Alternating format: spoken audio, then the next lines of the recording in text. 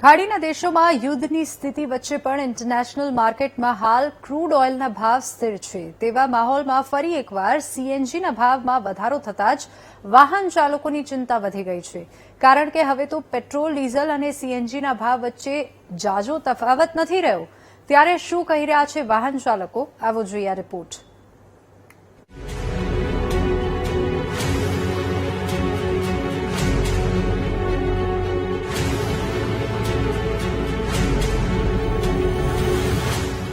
હાલ સમગ્ર દેશમાં જનતા મોંઘવારીનો માર સહન કરી રહી છે।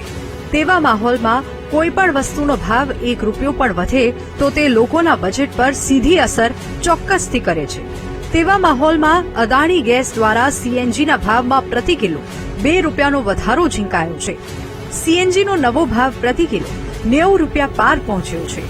ભાવ વધારાના કારણે સીએનજી રિક્ષા ચાલકો અને સીએનજી વાહન ધારકો પર ભારણ વધશે।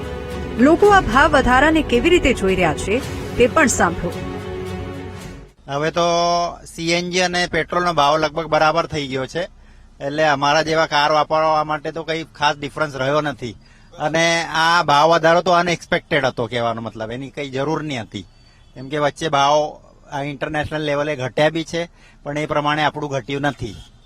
એનો સરકારે થોડો મોંઘવારી અસર ચોક્કસ પડશે સાહેબ, બધાને।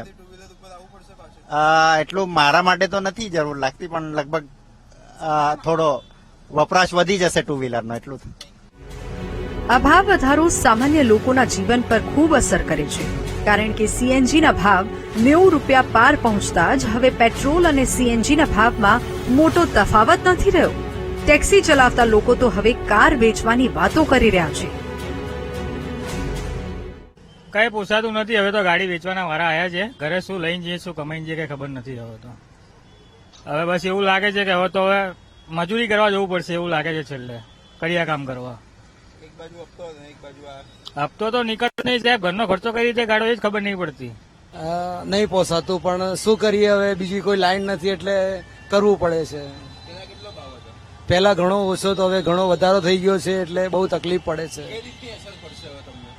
હવે બહુ બધું આમ મંદી જેવું લાગે છે। આખા દિવસમાં ચલાવીએ તો 500, 600, 700 રૂપિયા જેવું થાય છે।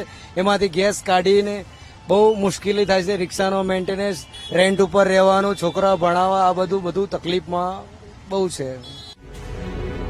મહત્વનું છે કે અદાણી સીએનજી દ્વારા 2026માં અત્યાર સુધીમાં પ્રતિ કિલો સીએનજીમાં કુલ ₹10નો વધારો કરાયો છે। તેવામાં મોંઘવારી વચ્ચે આ ભાવ વધારો સામાન્ય જનતાને કેટલો અસર કરે છે તે જોવું રહ્યું। કેમેરામેન નરેશ સોલંકી સાથે પાર્થ જાની, વીટીવી ન્યૂઝ, અમદાવાદ।